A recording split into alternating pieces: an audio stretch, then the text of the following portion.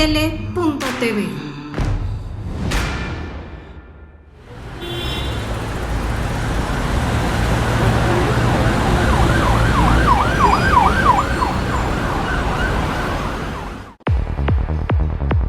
Si yo fuera servidor público. Un programa de análisis, participación e información ciudadana.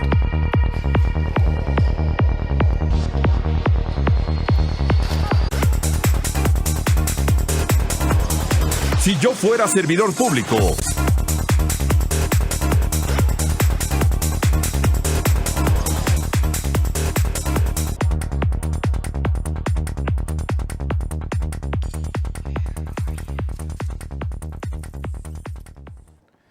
¿Qué tal, amigos? ¿Cómo están? Nuevamente aquí en Si Yo Fuera Servidor Público a través de la pantalla de astele.tv. Muy contentos de estar nuevamente con ustedes. Vamos a tocar en esta segunda hora de programa, vamos a continuar con el tema de el análisis del informe de gobierno de la doctora Claudia Sheinbaum al frente de la Ciudad de México. Y para esta segunda hora, ahora tenemos a alguien del Partido Morena, como lo es Agustín Guerrero. ¿Cómo estás, Agustín? Muy bien, Miguel, Gusto buenas en verte. noches. Igualmente el gusto es mío. Gracias por la invitación y bueno, ya estamos aquí.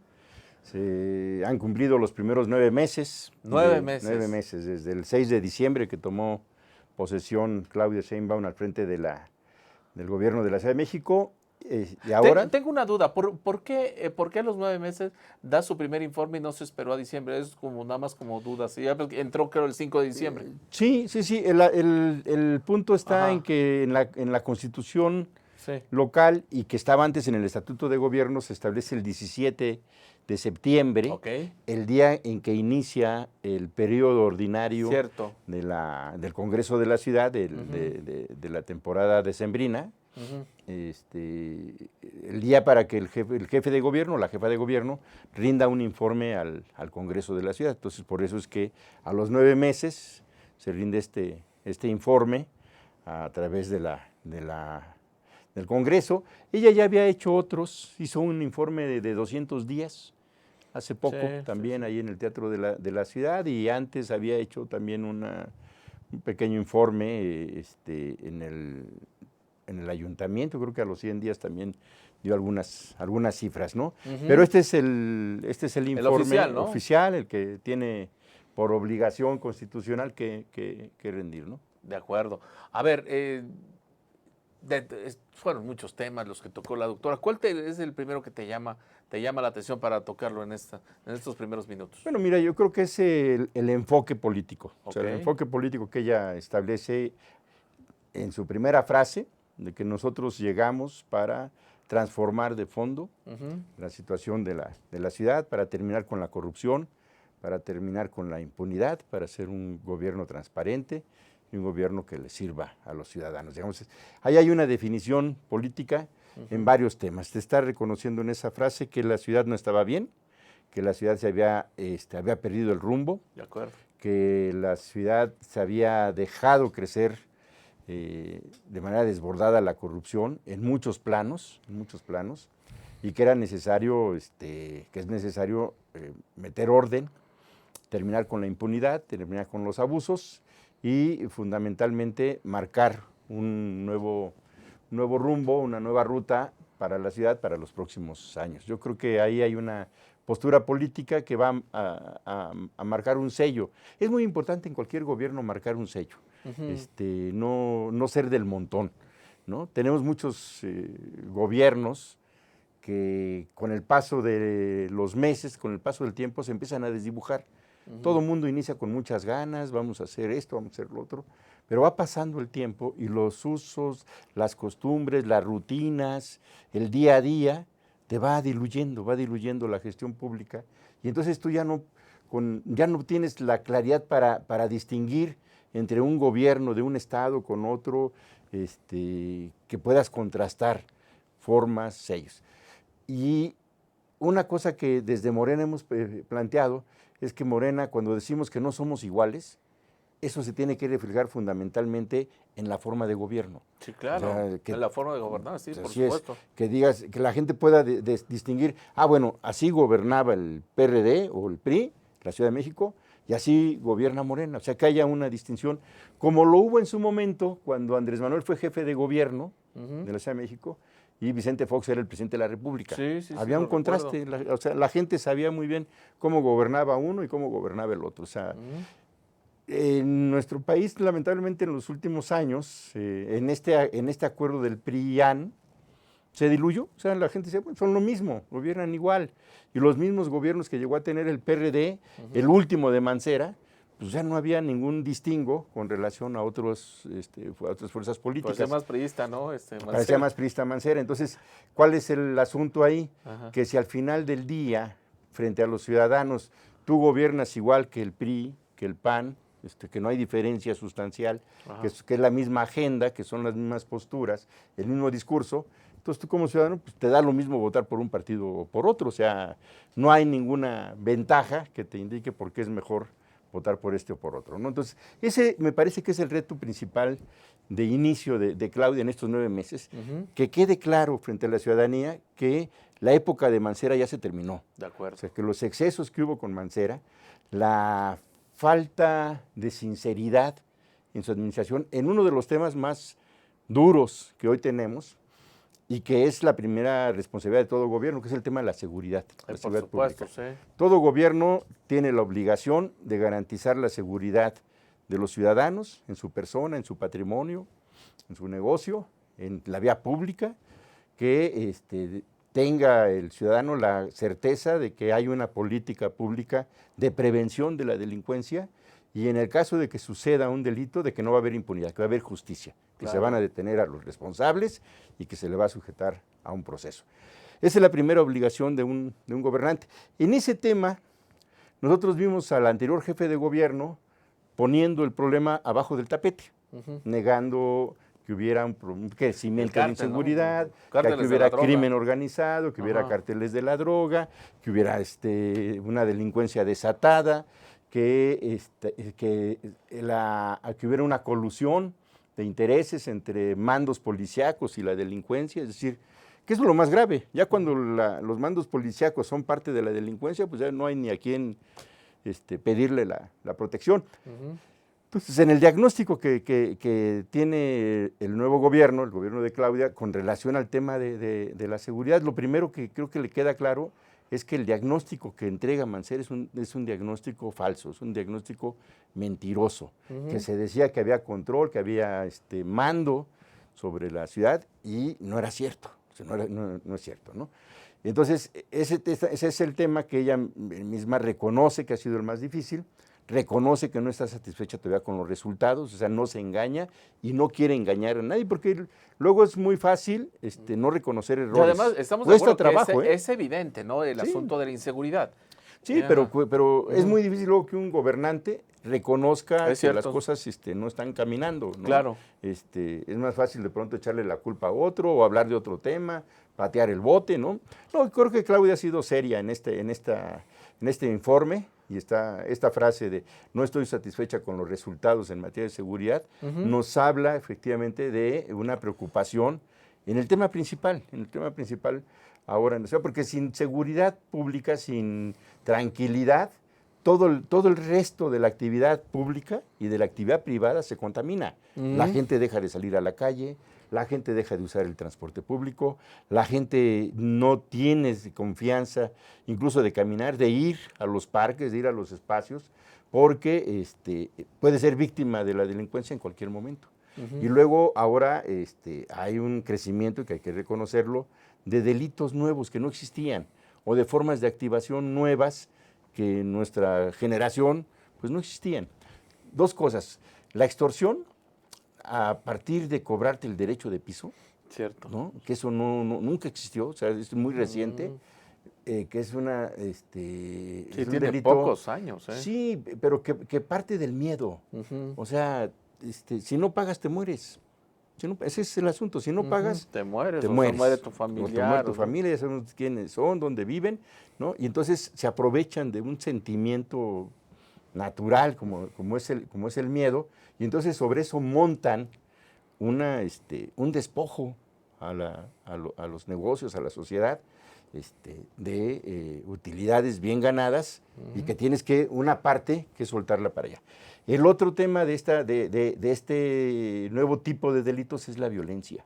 O sea, hay demasiada violencia, cosas que no veíamos aquí, que las escuchábamos de otros estados, ver gente desmembrada, gente colgada de los puentes, o que por cualquier cantidad, 100 pesos, 500 pesos, te matan. Sí, claro. ¿No? O sea, dices, ok, ya lo robaste, ya le quitaste el pan de hoy, de la semana, ya, punto. No, te quitan el reloj, te quitan el celular, te quitan 500 pesos de la cartera. Te pegan y te matan. Y te matan. Entonces, no hay un respeto a la vida por parte de esta nueva delincuencia, digamos, y que se debe de trabajar una estrategia que abarque varios frentes, no solamente el punto de una policía más confiable, con mayor capacitación, mejor equipada, porque ese es otro tema. O sea, de pronto tú ves el armamento de la policía y ves el armamento de los delincuentes y te espantas. No sé. ¿No?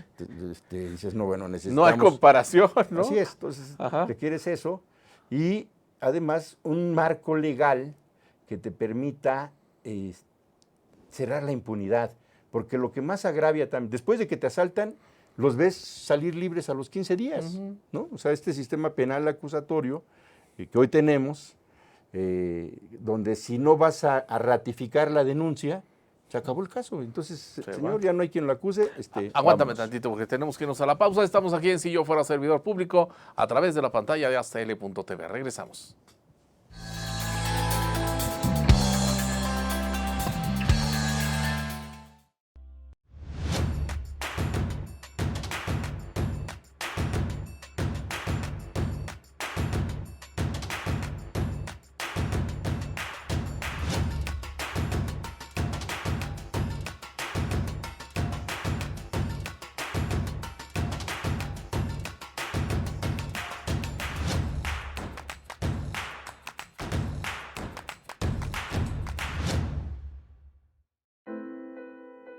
Fue en estas aulas y en estos pasillos que durante más de 4 años y medio tuve la oportunidad de adquirir conocimientos, cultivar buenas amistades y reforzar valores que rigen mi vida.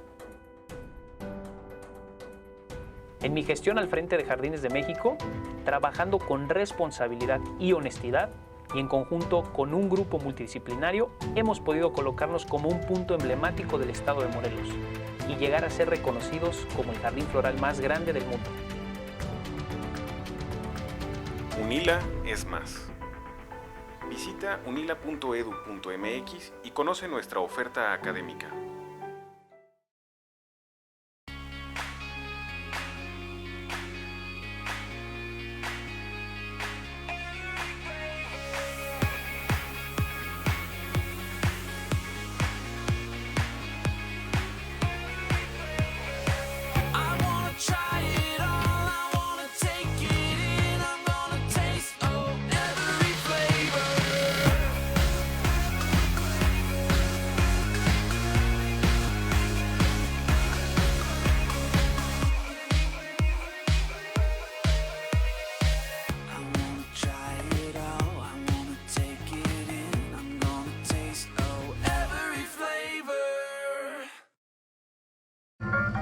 ¿Cómo te fue?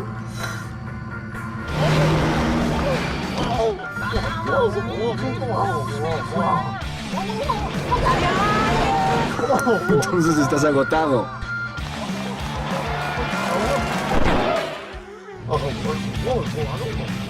Rehidrátate con el balance perfecto de agua, glucosa y electrolitos y recupera el equilibrio en tu cuerpo. Electrolit, hidratación total, científicamente hidratante. Consulta a su médico.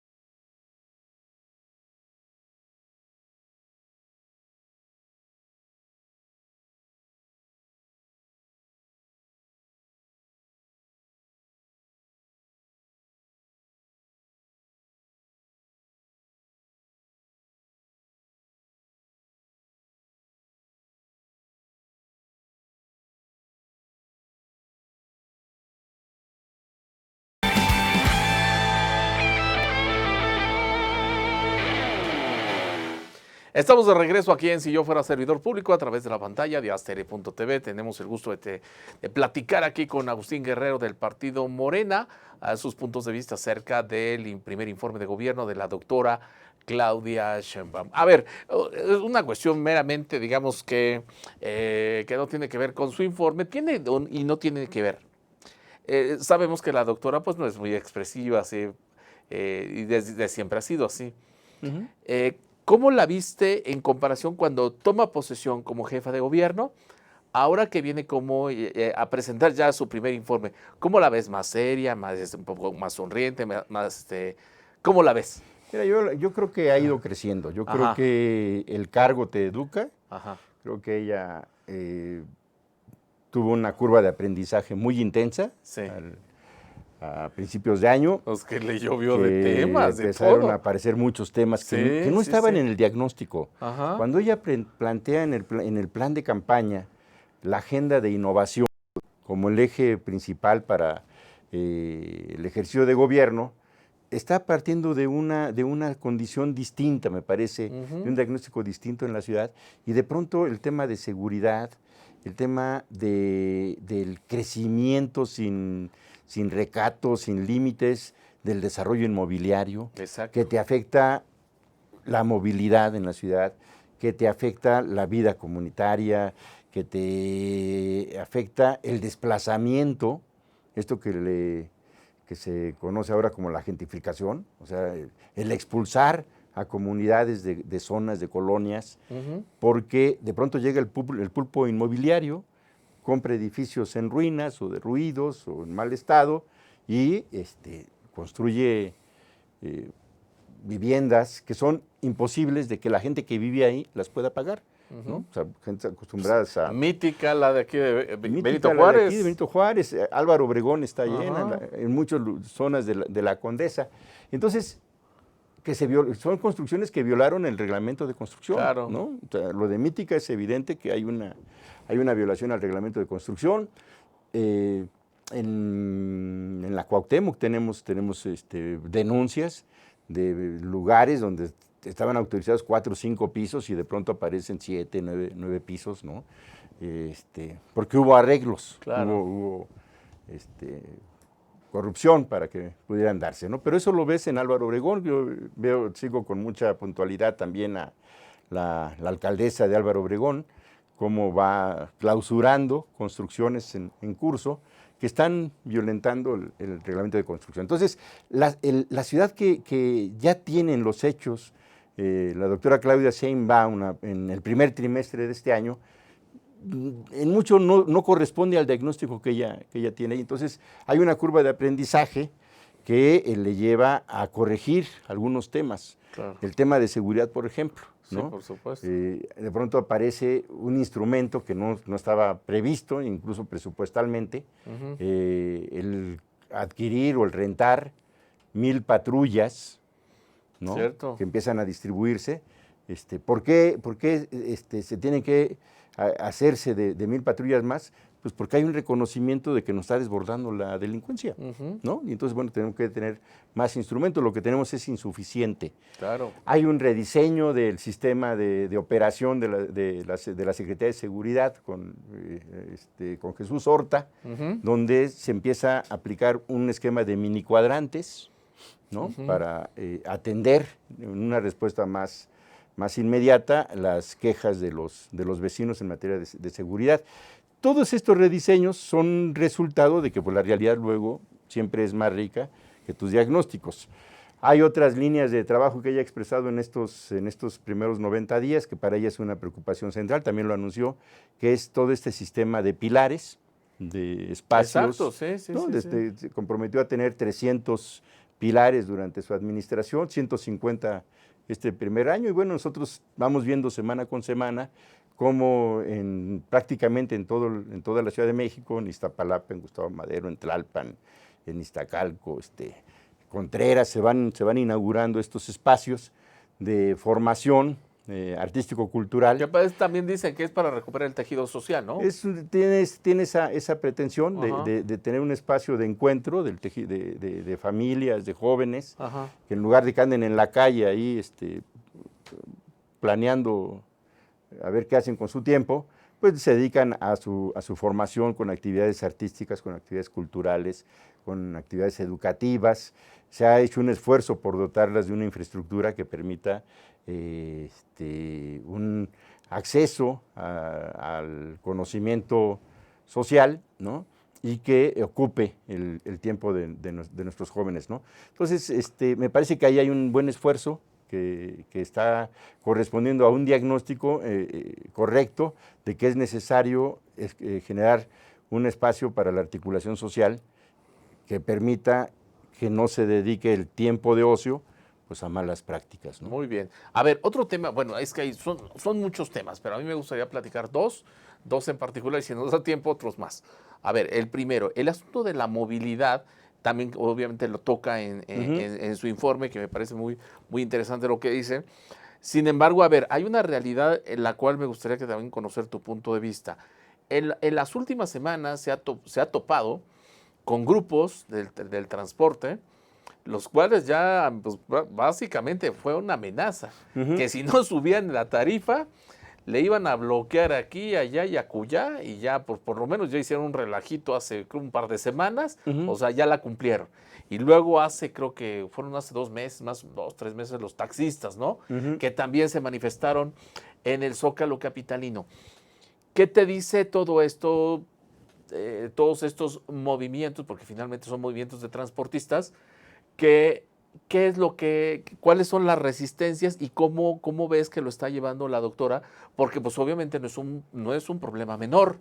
Sí, mira, en la movilidad yo creo que ella es coherente con lo que ha sido las políticas de movilidad en general en la ciudad desde hace ya muchos años, incluso antes de que gobernara el PRD, desde los años finales de los 60s, cuando la ciudad empezó a crecer, tuvo su explosión masiva de crecimiento en los años 70s, pero desde finales de los 60 se decidió, en esta visión prospectiva de lo que iba a ser la ciudad, hacer del metro el eje articulador de todo el sistema de movilidad en la ciudad, ¿no? Entonces se hace la línea 1, se hace la línea 2, la línea 3 en los primeros años, y luego hubo continuidad con ciertos desfases, pero el metro es el eje de movilidad fundamental para la ciudad, ¿no? Y ha habido un esfuerzo para distribuirlo lo más posible a lo largo y ancho de la ciudad. 5 pesos cuesta. Mancera lo subió de 3 a 5, costaba 3 pesos. Hace 5 años costaba 3 pesos. Cierto. Tú llevas esa tarifa comparada con lo de los taxis, comparada con el transporte privado, en servicio público, y no hay comparación, no hay comparación. Entonces, los otros 2 ejes articuladores del sistema de movilidad en la ciudad es lo que es Metrobús, que son transporte confinado, en carriles confinados, que son empresas sociales, que hay un esfuerzo de las administraciones de lo que eran las rutas de microbuseros, compactarlos, llevarlos a carriles confinados y volverlos socios de la empresa, ¿no? Con una tarifa subsidiada por parte del gobierno. Entonces, la tarifa hoy del Metrobús son 5 o 6 pesos, ¿no? Ahí está igual. Tú comparas esos 6 pesos con lo que te cobra el Mexibús o el Tuzabús o en Puebla, el Metrobús de Puebla, no hay comparación. O sea, es la tarifa más económica. Y luego el otro sistema que tiene que ver con los traslados de esta red troncal del Metrobús, que es la distribución de los pasajeros hacia la circunferencia, hacia las colonias, los pueblos alrededor. Sí. Todo lo que es el área metropolitana, ¿no? Y en la misma ciudad, las partes altas, las zonas altas de Contreras, de Álvaro Obregón, de Miguel Hidalgo, Cuautepec, hacia Iztapalapa, Tlalpan, en fin, hay una gran cantidad de colonias, debe haber más de 2,000 colonias en todas las partes altas de la ciudad, que son atendidas por el sistema de RTP. ¿No? RTP tiene 900 autobuses a 2 pesos, ¿no? Y con excepción de uno que corre por el circuito interior, que es Express, el RTP Express, ese te cobra 4 pesos. 4 pesos. ¿No? 4 pesos. Entonces, con eso tú estás moviendo el 75% de la demanda de pasajeros. Sí, claro. El 75%, o sea, la ciudad se mueve, con eso se mueve. Tienes ya el complementario, que son los particulares, los concesionarios, los taxistas, los de Uber, que ahí también tenemos que aclarar el asunto. Todas las aplicaciones. Todas las aplicaciones ahí, sí. Hay una competencia, pues se quejan los taxistas de una competencia desleal, porque efectivamente el taxista, para que tú la autorices... La revista, la licencia, en fin, tiene que cumplir con 20 requisitos y el otro simplemente se da de alta una aplicación, ¿Ya? No le reporta ni al gobierno, no tiene una autorización de gobierno para circular, para levantar pasaje, ¿no? Y para hacerse responsable del pasaje, porque por lo menos en la ley, si a ti te ocurre algo en el transporte público, claro, ya sea concesionado, sí, tú como taxista debes de tener tu seguro. Hay un seguro y hay Ajá. una garantía de que te cubra al pasajero. En el otro caso no. En otro caso pues, es un particular que te está dando un aventón y te cobra por el aventón. Claro. En todo caso, ¿no? Entonces, yo creo que el reclamo de los concesionarios en taxis y en autobuses tiene que ver pues con que las tarifas se han congelado un buen rato. O sea, eso también es cierto, pero por otro lado, no veo yo que haya habido un esfuerzo por tener transportes limpios, por tener transportes seguros, ¿no? Entonces, les dice Claudia, a ver, no vamos a dar aumentos si es que no hay estos compromisos. O sea, Claro. quieren un aumento, pues hay que tener, porque sí, prefiero seguir subsidiando o incluso, por ejemplo, en RTP, me decía la semana pasada que estuve con Ramón Jiménez, con el profesor Ramón Jiménez, el Sí, cómo no. director de RTP, De Gustavo Madero. de Gustavo Madero, que este año RTP va a tener 90 autobuses nuevos, de última generación, o sea, una cosa muy bonita. Y durante el sexenio se va a renovar el parque o va a tener un incremento de 500 autobuses. Oh, está muy bien. Es es una inversión fuerte, Ajá. ¿no? A $2 la tarifa. O sea, lo que él le planteó a Claudia es, está bien, pero hay que entender que las condiciones económicas de la ciudad pues, no dan para tener tarifas altas en el transporte y entonces déjame trabajar, pero con la consideración de que sea $2 la tarifa. Entonces, me parece que hay un esfuerzo importante hay que atender estos núcleos, pero ninguno de ellos te amenaza paralizarte la ciudad. De hecho, hubo algunas manifestaciones, protestas, en fin, pero la ciudad fluye, o sea, porque el grueso, te digo, está en estos sistemas del metro, el Metrobús, el RTP. El trolebús por primera vez se acaba de invertir este año en 50 nuevas unidades que les dieron Las el banderazo, nuevecitas, ¿no? nuevecitas Sí. que Sí, están padrísimas, la verdad Sí. es que uno las ve y comparados con los... nada que ver con los que están, Con los que están, todavía. sí. Aguántame tantito, nos tenemos que ir a la siguiente pausa. Estamos aquí en Si Yo Fuera Servidor Público. Vamos a la pausa, regresamos.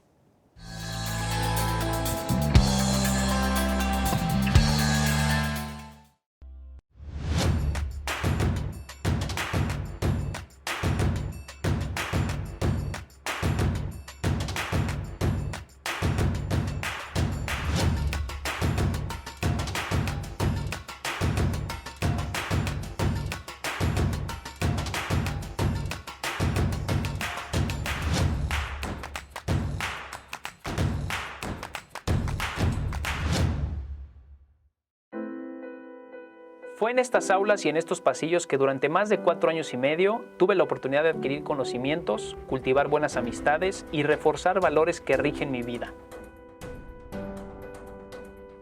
En mi gestión al frente de Jardines de México, trabajando con responsabilidad y honestidad, y en conjunto con un grupo multidisciplinario, hemos podido colocarnos como un punto emblemático del estado de Morelos y llegar a ser reconocidos como el jardín floral más grande del mundo.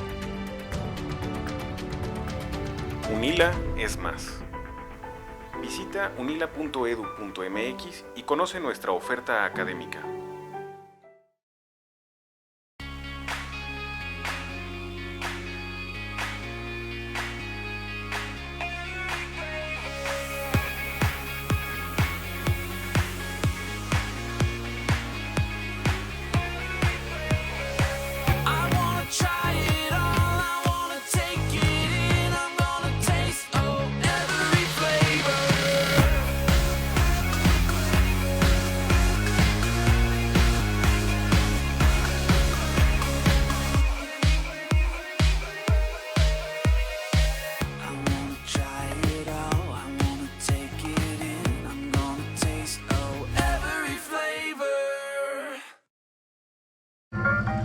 ¿Cómo te fue?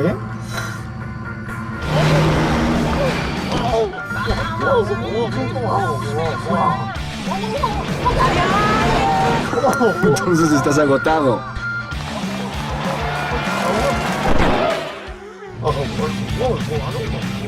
Rehidrátate con el balance perfecto de agua, glucosa y electrolitos y recupera el equilibrio en tu cuerpo.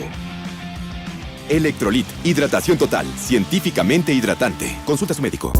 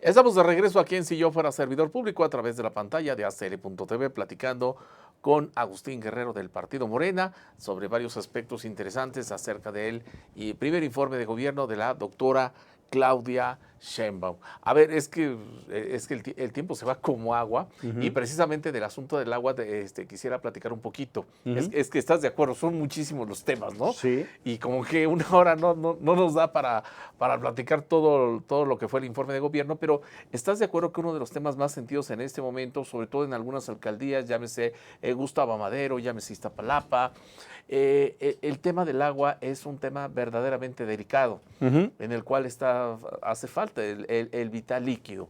Lo que está haciendo SACMEX, pues me parece que es un trabajo arduo, pero pues no les da la vida, no les da la vida, ¿no? Para pues poder solucionar el problema del abasto del agua en esa y en otras alcaldías.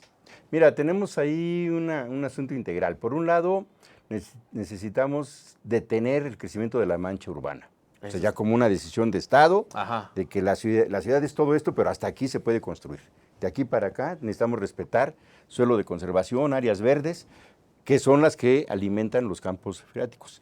Si dejamos que la ciudad siga creciendo, como la han dejado crecer, como la hemos ¿no? dejado crecer entre todos, sí. O sea, ya ha habido omisiones. ¿Qué te gusta? En 30 años, lo único que nos va a quedar van a ser las montañas de la Jusco, te vas a comer Milpalta, te vas a comer Xochimilco, y el día que llueve lo que tú tienes son encharcamientos o inundaciones, porque no hay capacidad de retiro. Entonces, una primera decisión para una política de rehabilitación de los mantos freáticos es decretar que ya no se puede crecer la ciudad hacia los lados, sino crecer para arriba. ¿Quieres crecer? En lugar de que tengas edificios de 3 pisos o casas de 2, 3 pisos, pues te vas a 6, a 7, a 8. La Ciudad de México es una ciudad chaparrita. O sea, si lo comparas con otras ciudades importantes de América Latina, de nuestra misma condición, Buenos Aires o Sao Paulo, Río de Janeiro, allá el promedio de los pisos son 8 pisos, de 7 a 8 pisos. Aquí estamos sobre 3,5. Fuera del corredor de Reforma, algo de Insurgentes, tú entras hacia el interior de las colonias, son colonias chaparritas, de 3, 4, 5 pisos, cuando mucho, ¿no? Entonces, la ciudad tiene que crecer para arriba, dejar de crecer a los lados. 1. 2, necesitamos un nuevo convenio con el Estado de México y con la Federación para garantizar, para incrementar el suministro de agua de nuestros caudales externos. La Ciudad de México vive con un 48% que viene de Lerma y del Cutzamala, y un 52% de extracción propia. Sí. O sea, más de la mitad, o la mitad, se extrae de pozos propios. ¿Cuál es el asunto de los pozos propios, digamos, del suministro propio de la ciudad? Que al irse secando los mantos freáticos y no tener una rehabilitación cotidiana fuerte, la extracción cada vez es más profunda, ¿no? Aquí en Benito Juárez hay muchos pozos, hay a veces en los parques, en San Lorenzo, en Tlalcoquemécar, que están los pozos, y platicando así con los ingenieros de SACMEX, esos pozos hace 20 años tenían a 100 metros de profundidad el agua. Hoy se está sacando el agua a 1.500 metros, a 2.000 metros, a 3.000 metros de profundidad, ¿no? Es una inversión obviamente mayor. Y se puede seguir sacando, pero la inversión es cada vez más fuerte, Sí, ¿no? claro. Entonces nosotros necesitamos rehabilitarlo para que el manto Para que suba, regrese. para que el manto regrese. Pero eso implica que ya no crezca la ciudad extensivamente, ¿no? Y por otro lado, tenemos un suministro, desde los tiempos del ingeniero Cuauhtémoc Cárdenas en el 97, de 3 metros cúbicos por segundo del sistema Cutzamala-Lerma, ¿no? Que viene por la parte poniente de la ciudad, entra por la zona de Coajimalpa, las partes altas de Coajimalpa, Álvaro Obregón, Santa Rosa Xochiac, San Bartolo Ameyalco, y después derrama hacia el centro de la ciudad. Bueno, se decía en aquel tiempo, desde el 97, e incluso fue una obra que se llegó a iniciar, para garantizar el suministro de agua del otro lado de la ciudad, que es Iztapalapa, Venustiano Carranza, Tláhuac, se hiciera un acuaférico, no sé si te acuerdas de aquella idea, que llegara el agua aquí a la altura del periférico, un poquito arriba del periférico, y en lugar de que toda bajara hacia el centro de la ciudad, la mitad de ella se captara en un acuaférico y le diera la vuelta a la ciudad y bajara por Iztapalapa, pues para que fuera democrático, digamos, la distribución del agua. El asunto es que sale muy cara esa obra del acuaférico, pero solamente tiene sentido hacer una obra del acuaférico si tienes caudal. Si no tienes caudal, pues lo que vas a bombear es aire, ¿no? Totalmente. Entonces, el ingeniero inició una negociación con el gobierno del Estado de México de aquel tiempo, creo que era Alfredo del Mazo primero, para duplicar el suministro, ¿no? Para pasar de 3 a 6 metros cúbicos por segundo, ese suministro. Y ahí se aventaron 2 años, no pasó nada, total, no cuajó. Y entonces esta idea del acuaférico, pues ya no se pudo llevar a cabo. Sí necesitamos que haya un incremento de caudal del Cutzamala y del Lerma, pero también eso mismo nos reclaman nuestros vecinos, los municipios metropolitanos, que también viven de la misma agua, ¿no? Problema también. Naucalpan, Tlanepantla, Ecatepec, todos son el mismo problema, ¿no? Entonces, ahí que se tiene que hacer, entre otras cosas, también una política de cuidado del agua, tanto de las familias, de las personas, que se ha ido avanzando mucho. En nuestro tiempo se acostumbraba a lavar el carro a manguerazo ahí en la banqueta. Estamos de acuerdo. ¿no? Y bailando y bla, bla. Y no, eso ya se acabó. Tomar el agua ahí también. Sí, ahora de la incluso la gente tampoco, después fue con la cubeta y se ha ido perdiendo eso, más bien lo llevas a lavar y antes era una vez a la semana y ahora pues una vez cada 15 días y como está la economía, una vez al mes, ¿no? El otro tema que tiene que atender el gobierno es el cambio de las tuberías. Ese también, sí. Que en los diagnósticos que tiene Claudia, el 30% del agua se fuga, ¿no? Entonces, si logramos hacer una sustitución de tuberías adecuadas, vamos a lograr incrementar el volumen de agua para el consumo de las familias en una cantidad importante. Si no el 30, por lo menos el 20% de lo que se perdía. Por lo menos, ya pero eso también implica una inversión importante en sustitución de la red secundaria de distribución del agua, que yo creo que es una cosa de hacer cuentas. Claudia ha dicho ahora que no hay corrupción, lo dice en el informe. Y yo le quiero tomar la palabra, o sea, dice que no hay corrupción a partir de su gobierno, es decir, no hay moches, no permitimos que haya arreglos en contratos, en convenios, no permitimos que los trámites sean materia de despelucar a los ciudadanos. Creo que esa voluntad de ella hacia abajo me parece que existe ahora. Lo cierto es que hubo corrupción, o ha habido corrupción, que está ahorita gozando de impunidad. Y que se requiere, mientras tú no corrijas eso, pues la gente tampoco te cree que no haya corrupción. Claro. ¿No? Entonces, un ejemplo, que hace rato lo comentamos, con Mancera, aumentó el metro de 3 pesos a 5. 2 pesos por usuario. Son 5 millones de personas que utilizan el metro diariamente. A 2 pesos, son 10 millones de pesos diarios por 365 días No, pues del sí. año, ¿no? Porque el metro no descansa ningún día. Estamos hablando ya de 3,000 millones de pesos al año, bajita la mano. Por 5 años, No. 15,000. Eso fue lo que juntó, 15,000 millones de pesos. 15,000 millones de pesos es el presupuesto de la delegación Iztapalapa de 3 años, ¿no? O sea, se ve. Si tú juntas esa cantidad y se invierte, si hubiera invertido en el metro, Ajá. otro gallo cantaría. Sí, pero no, No se invirtió. en nada. Nada, se llevaron la lana, o sea, literalmente se llevaron la lana. Entonces, tienes que sancionar. Lo que tiene que hacer el gobierno de la ciudad para demostrarle a la gente, no solamente que no hay corrupción, sino que no hay impunidad, es que Exacto. tienes que abrir la carpeta y decirle, a ver, señores, ¿y dónde está el dinero? Lo de la reconstrucción. Mira, hoy estamos cumpliendo 2 años del sismo del 17. Hubo un presupuesto autorizado en aquel tiempo, en diciembre del 17, cuando estaba todavía el PRD con mayoría en la Asamblea Legislativa, que era Leonel Luna el presidente, era Mauricio Toledo el presidente de la Comisión de Presupuesto, Jorge Romero Estaba en el PAN, que era el sí. líder de la oposición. Ajá. Bueno, ellos 3 autorizaron 7,000 millones de pesos para la reconstrucción. 7,000 millones de pesos. Con eso te alcanzaba para haber cubierto lo que hacía falta 3 veces. Han pasado 2 años Y nada. y nada. Pero no, a eso hay que sumarle las donaciones, las aportaciones Nacionales e internacionales, que ¿no? llovió. O sea, porque en eso la gente fue muy solidaria. Entonces, Como siempre, sí. llegó muchísimo dinero y no hay una rendición de cuentas de eso, ¿no? Entonces, dinero hubo y lo que necesitamos es pues, esclarecer esas cuentas. Muy bien. Vamos a la siguiente pausa. Regreso.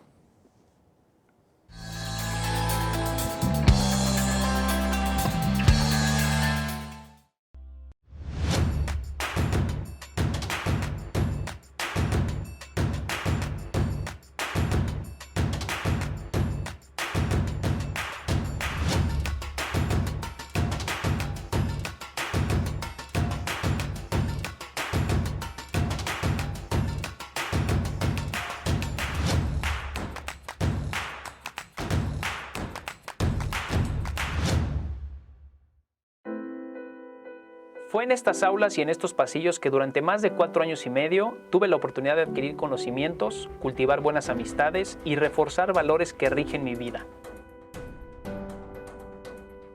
En mi gestión al frente de Jardines de México, trabajando con responsabilidad y honestidad, y en conjunto con un grupo multidisciplinario, hemos podido colocarnos como un punto emblemático del estado de Morelos y llegar a ser reconocidos como el jardín floral más grande del mundo. UNILA es más. Visita unila.edu.mx y conoce nuestra oferta académica.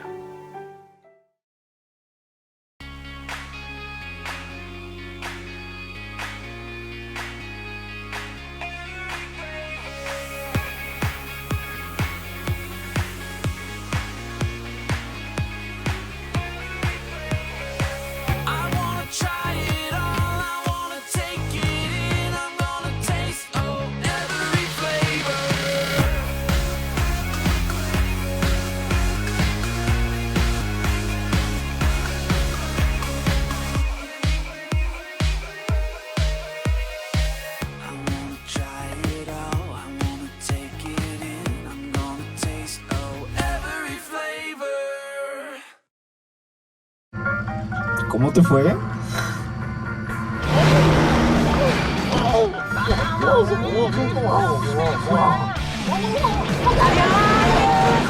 Entonces estás agotado.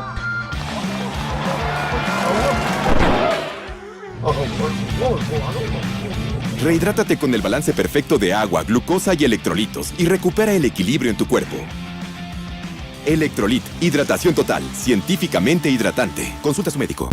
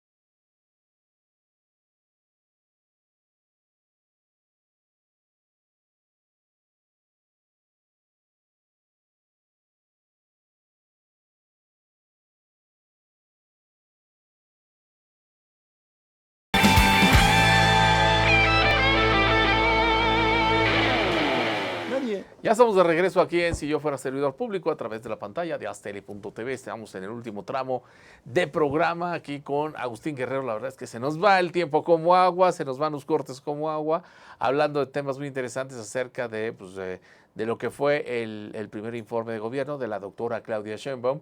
Y en este último tramo, pues me gustaría que, además de dar sus conclusiones Agustín Guerrero, pues nos dijera cuáles son, digamos que los pendientes que tiene, porque indudablemente hay muchos pendientes. Vamos apenas para 5 de diciembre cumple el primer año de gobierno la doctora al frente de la Ciudad de México, que no es cosa menor, es una de las ciudades más complicadas del mundo también, hay que decirlo. Y con todo y eso, pues me imagino que debe haber muchos retos, ¿no?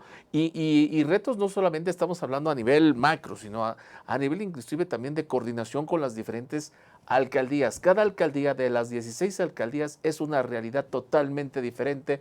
No es lo mismo Benito Juárez a Gustavo Amadero, a Iztacalco, a la zona alta de Contreras. Usted lo comentábamos hace rato con lo del cable bus, que es otro de los tantos temas pendientes. Pero indudablemente es un gran reto coordinarse con estas 16 alcaldías, ¿no? ¿Cómo ves? No, mira, yo creo que de los pendientes, uno que incluso anunció el presidente López Obrador en el mes de marzo. En el mes de marzo anunció que para estas fechas, para septiembre a más tardar, y nos quedan 11 días, iba a estar inaugurado el túnel emisor Oriente. El TEO. Que ya lleva, El TEO se empezó a construir en 2009. Es una obra que iba a terminarse en 2012. Se anunció en 2012, hacemos la inauguración. Y era una obra que iba a costar en aquel momento 14,000 millones de pesos. Fue el presupuesto que se anunció. Ya terminó su sexenio Calderón, que era el que lo iba a inaugurar, terminó el sexenio de Peña Nieto, otros 6 años, ya estamos en un tercer sexenio, es una obra que lleva 10 años construyéndose, que ahora ya no va a costar 10,000 millones de pesos, está costando casi 70,000 millones de pesos y no se ve para cuándo. Muchas de las inundaciones que han pasado en estos 10 años ya no tenían razón de ser, porque el TEO iba a permitir ayudar al Gran Canal para el desagüe de la ciudad. Entonces, las afectaciones que se viven con estos encharcamientos, que en muchos casos sí son verdaderas inundaciones de agua que entra a los negocios, a las casas, pues ya no deberían de ocurrir. Yo tengo confianza, espero, fe más bien, más que confianza, tengo fe de que este año sí se pueda terminar el túnel emisor Oriente, que se pueda inaugurar y que se pueda sumar al sistema de drenaje, de salida de agua de la ciudad, porque hace falta, ¿no? En la coordinación con las alcaldías me parece que esta figura del cabildo de la ciudad, que ya se instaló, que ya sesiona, tiene un secretario técnico que está construyendo una agenda para atender los temas de coordinación en materia de seguridad, de vialidad, de servicios públicos. Hay, por ejemplo, ahora un programa que está llevando adelante la jefa de gobierno de atender los baches. La ciudad se nos llenó de baches. O sea, hubo un abandono, la verdad, en la ciudad durante varios años. Y entonces, oye, ¿y estás de acuerdo que el asunto de los baches era, bueno, un pimponeo de, no, es de gobierno central, no, es de la delegación, y así, ¿no? Así no la llevábamos. Así no la llevamos. Sí. Entonces, te decía, bueno, es que las vías primarias las atiende el gobierno central, las vías secundarias las delegaciones, ¿no? Pero ni una ni otra atendían los requerimientos, se nos llenó, ahí tenemos zonas donde es una verdadera aventura trasladarse, cruzar una colonia, que además por la situación de tanto bache, te pueden asaltar, se vuelve peligroso porque sí, ya no puedes transitar a cierta velocidad porque se te revienta la llanta y entonces peor se pone la cosa. Hay un programa ahí donde anunciaba ahora la jefa de gobierno, en coordinación con las alcaldías, se han atendido hasta septiembre, hasta el día del informe, más de 6,000 baches que han llegado a través de esta plataforma digital de Pepe Merino, donde la gente puede reportar su bache ahí, y lo atiende el gobierno central, ya no las delegaciones, o sea, sino establecer una coordinación para no repetir y para no escurrir el bulto Claro. Esa función, esa actividad se la lleva gobierno central y ya cosas muy particulares sí las alcaldías. Sí, pero la parte fuerte, grande, lo tiene el gobierno central, ¿no? Entonces, el Cabildo me parece que ha sido una buena experiencia hasta ahorita, para ir fijando una agenda, para ir combinando. Las alcaldías tiene al PRI gobernando Coajimalpa, Sí. tiene al Movimiento Ciudadano gobernando Milpalta, Ajá. tiene al PAN gobernando Benito Juárez, Sí. tenía al PRD en Venustiano Carranza con Julio César Moreno. Ahora parece que Julio César Vamos, ya tomó distancia y se quiere volver como su apellido, Moreno. En el caso de Coyoacán, también lo había ganado la alianza del PAN con el PRD, con Manuel Negrete. ¿Y Negrete con quién va? Pues se volvió ciudadano,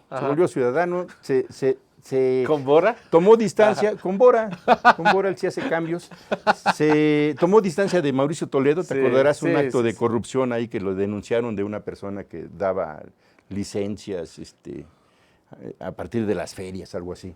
Y entonces tomó distancia de Mauricio Toledo, y el resto de las alcaldías son gobernadas por Morena. Entonces hay una pluralidad.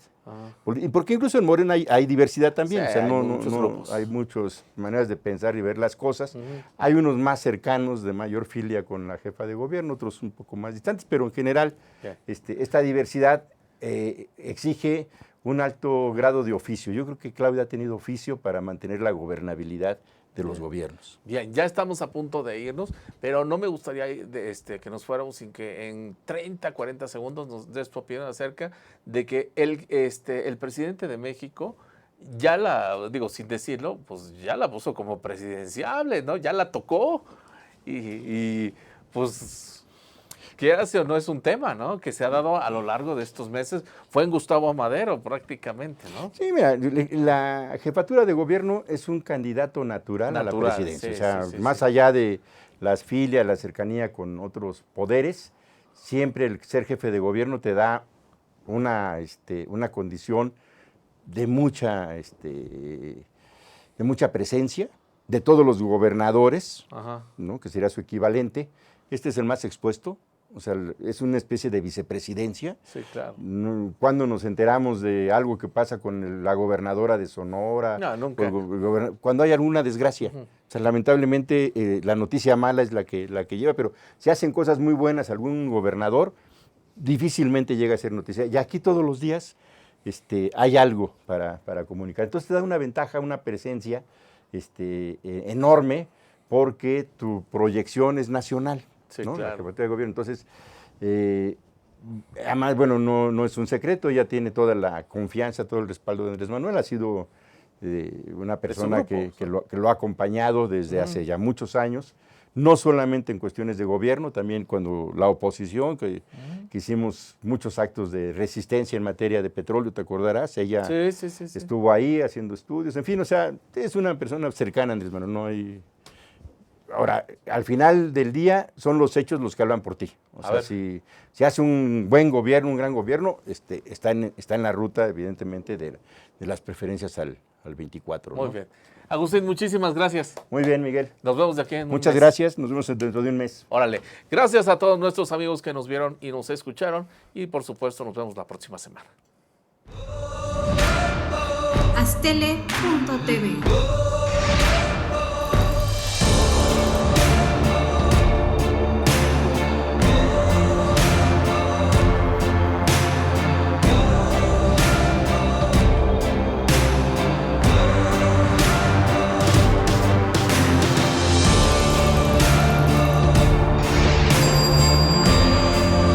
Astele.tv